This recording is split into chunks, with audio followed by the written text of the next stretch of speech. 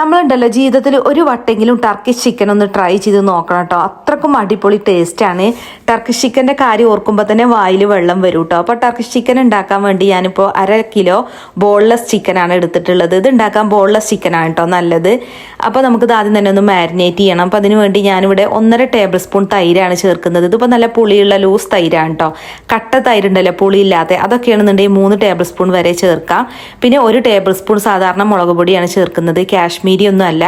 ഇനി ഇതിലേക്ക് 1.5 table spoon വെളുത്തുള്ളി ഇഞ്ചി പേസ്റ്റ് ആണ് ചേർക്കുന്നത്. പിന്നെ 1/4 ടീസ്പൂൺ ഗരം മസാല, 1/2 ടീസ്പൂൺ ചെറിയ ജീരകം വറുത്ത് പൊടിച്ചതും, പിന്നെ കുരുമുളക് പൊടിയും ചേർക്കുന്നുണ്ട് കേട്ടോ. കുരുമുളക് പൊടി ചേർക്കുന്നത് 1 ടീസ്പൂൺ ആണ്. പിന്നെ ഒറിഗാനോ ആണ് ചേർക്കുന്നത്. പിസയിലൊക്കെ ചേർക്കുന്ന ഒറിഗാനോ 1/2 ടീസ്പൂൺ ചേർക്കുന്നുണ്ട്. പിന്നെ നമുക്ക് ചേർക്കാനുള്ളത് വിനാഗിരിയാണ് കേട്ടോ, 1 ടേബിൾ സ്പൂൺ. ഇല്ലാന്നുണ്ടെങ്കിൽ നാരങ്ങനീര് ചേർത്താലും മതി. പിന്നെ സൺഫ്ലവർ ഓയിൽ ഒരു 2 ടേബിൾ സ്പൂൺ ചേർക്കുന്നുണ്ട്. ഏതെങ്കിലും റിഫൈൻഡ് ഓയിൽ ചേർക്കുക കേട്ടോ. പിന്നെ ചിക്കൻ മാഗി ക്യൂബും ചേർക്കുന്നുണ്ട്.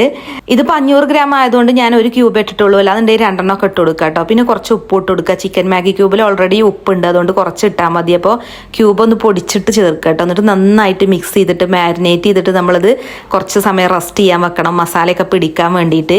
അപ്പോൾ ഇനി നമുക്ക് അടുത്തതായിട്ട് ഒരു പാൻ ചൂടാക്കിയിട്ട് അതിലോട്ട് 1 ടേബിൾ സ്പൂൺ ബട്ടർ ഇട്ട് കൊടുക്കാം. ബട്ടർ നല്ല പോലെ ഒന്ന് മെൽറ്റായി കഴിഞ്ഞാൽ പിന്നെ ഇതിലേക്ക് ചേർക്കാനുള്ളത് മൈദയാണ് കേട്ടോ.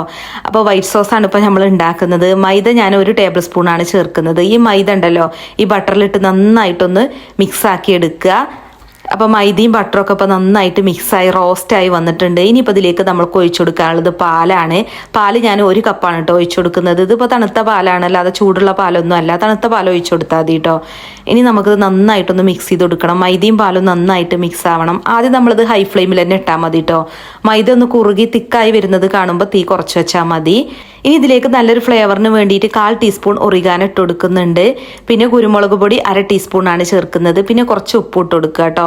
എന്നിട്ട് ഒന്നും കൂടെ നന്നായിട്ട് മിക്സ് ചെയ്യുക. ഇനിയിപ്പോൾ ഇത് കുറച്ച് സമയം നമ്മൾ ലോ ഫ്ലെയിമിലിട്ടൊന്ന് കൈവിടാതെ ഇളക്കി കൊടുത്ത് കുക്ക് ചെയ്യുക. അപ്പോഴേക്കും നല്ല തിക്കാവും. കണ്ടില്ലേ ഇപ്പോൾ തിക്കായിട്ടുണ്ട്. ഈ സമയത്ത് ഫ്ലെയിം ഓഫ് ചെയ്യുക കേട്ടോ. പിന്നെ പാനിൽ കിടന്നത് വീണ്ടും തിക്കാവും. അതുകൊണ്ട് ഈ ഒരു പരുവാകുമ്പോൾ വേണം നമ്മൾ ഫ്ലെയിം ഓഫ് ചെയ്യാൻ.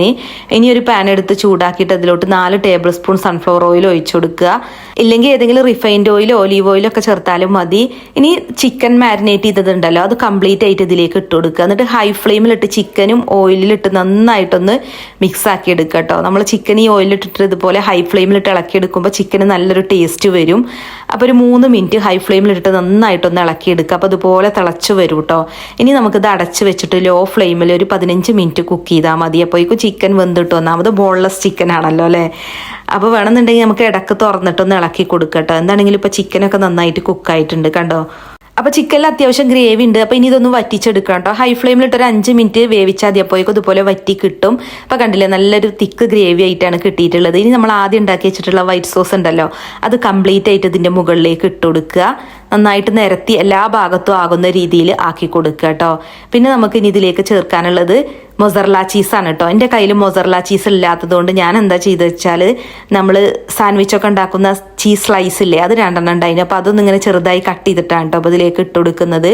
അതുകൊണ്ട് തന്നെ എന്താ സംഭവിച്ച വെച്ചാൽ സാധാരണ മൊസറല്ല ചീസ് ഇങ്ങനെ വലിഞ്ഞു വരുമല്ലോ. ഈ ചീസ് മെൽറ്റ് ആവുകയൊക്കെ ചെയ്തിട്ടുണ്ട്, പക്ഷേ വലിഞ്ഞു വരുന്നൊരു പരിവായിട്ടില്ല കേട്ടോ. അപ്പോൾ നിങ്ങൾ എന്താണെങ്കിലും മൊസറല്ല ചീസ് തന്നെ ഇട്ട് കൊടുക്കണം.